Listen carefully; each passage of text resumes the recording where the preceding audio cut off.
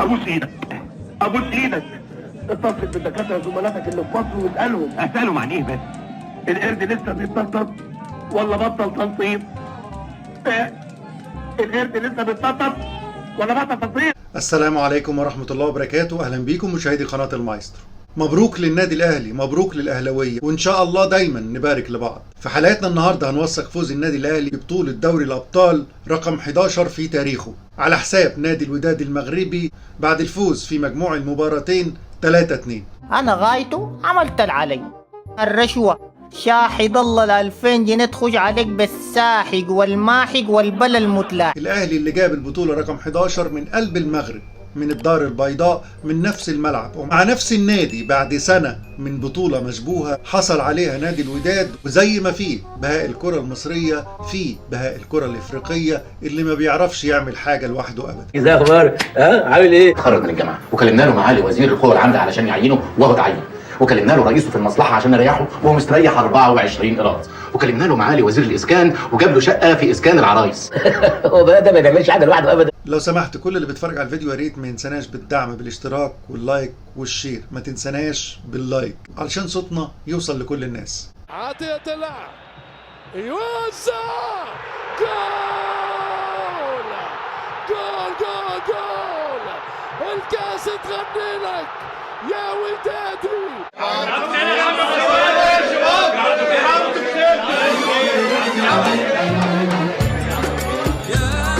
علي معلول يوزع جول جول اهلاوي.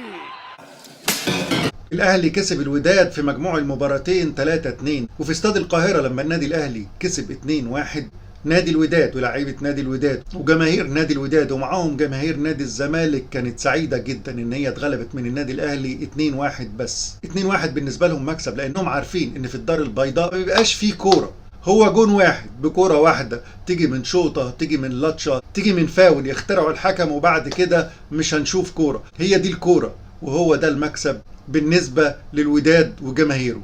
علي معلول للراسيه الذهبيه محمد عبد المنعم. ربنا ينتقم، باش نقول ربنا ينتقم منك يا شيخ. هدف محمد عبد المنعم كان صدمة لأنهم ما عندهمش سيناريوهات تانية، ما يقدروش يرجعوا مع الأهلي لأنهم حافظين سيناريو واحد هو جون وبس، وما بعد ذلك ما كانش موجود في البال. الهدف أخرس الجميع وأصاب الجميع بالشلل. تعالوا نسمع مع بعض المعلق المغربي حصل له إيه بعد هدف محمد عبد المنعم. وفي هذا الانجاز حذري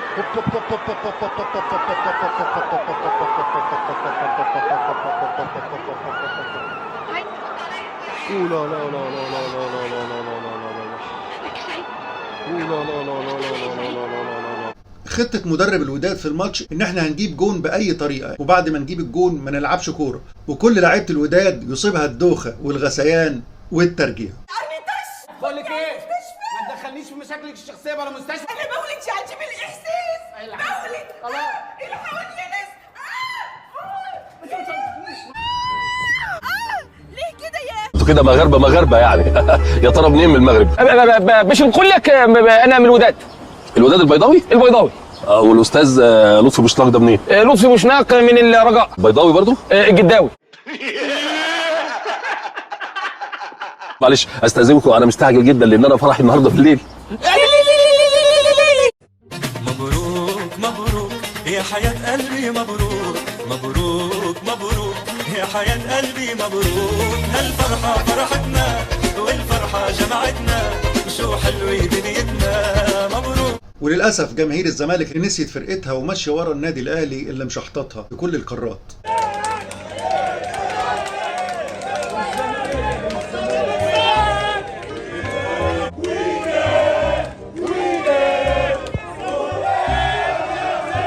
جماهير الزمالك عاملة زي اللي بيروح الفرح، لا هو تبع العريس ولا هو تبع العروسة، ولكنه رايح يتعشى. نعم يا حبيبي، حته الصبر طيب.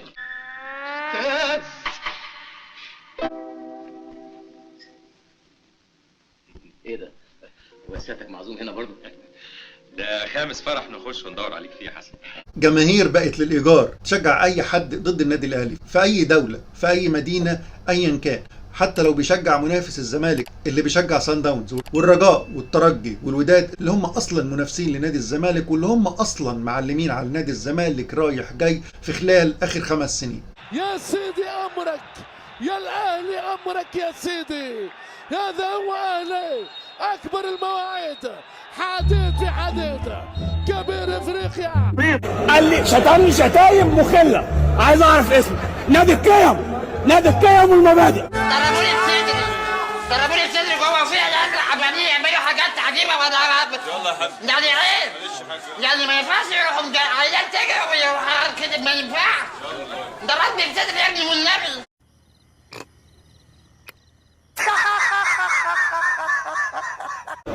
يا فندم انا عايز بيانات الشخص اللي هزقني. اديتي الكوميساري ماشي، عايز اخد بيانات الشخص ده. اديتي الكوميساري يا فندم لازم تقول لي اسمه عشان اعمل ضده بيان. اضربك فين؟ مفيش في وشك مكان يا عم اضرب وانت هتركن. انت عليك تحلم وده حقك، ولكن احنا علينا ان احنا ناخد البطولات. انا بابا يالا.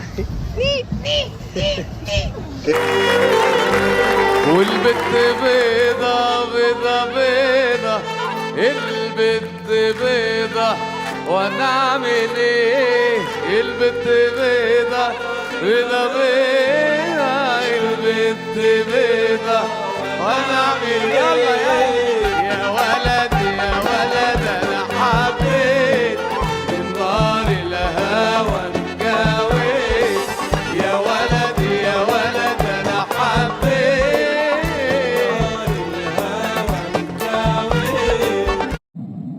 دلوقتي بس عرفت القرد بيتنطط ليه؟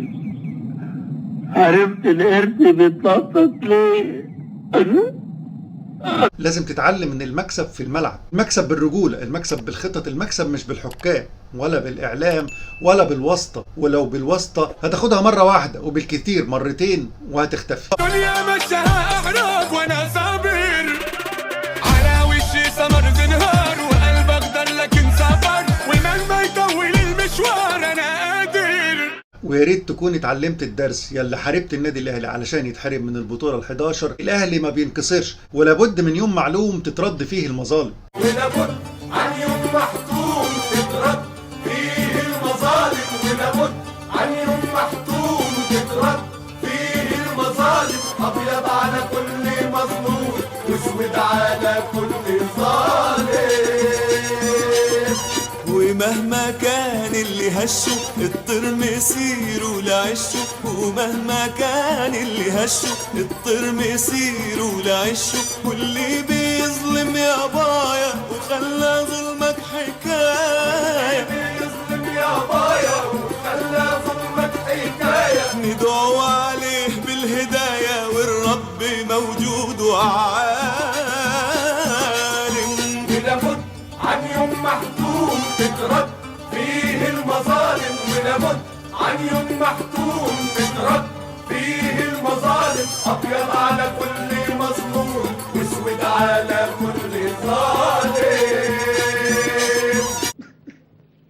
يا حسن السودة يا نابا، يا حسن السودة يا نابا، يا حسن السودة انا. الاهلي خد البطوله رقم 11 في تاريخه سنه 2023 بكل جداره، الاقوى هجوما والاكثر استحواذا، وعنده هداف البطوله. النادي الاهلي اللي في الادوار الاقصائيه قدر يكسب الترجي رايح جاي، وقدر يكسب الرجاء، وقدر يكسب الوداد. الوداد عاوز ياخد بطوله دوري الابطال بعد ما فاز في اخر 6 مباريات في دوري الابطال الافريقيه على السيمبا التنزاني 1-0 في المغرب، منتظر الدعم وحلم حلم اكبر منه.